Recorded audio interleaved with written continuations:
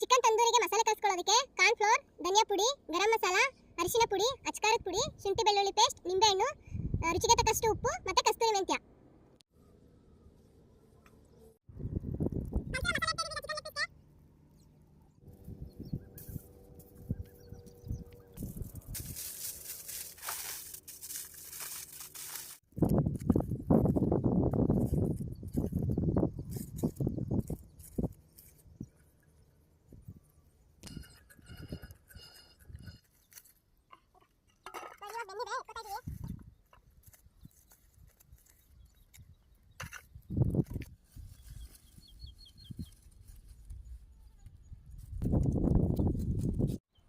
Chicken leg piece tandoori super ಆಗಿ ಬಂದಿದೆ.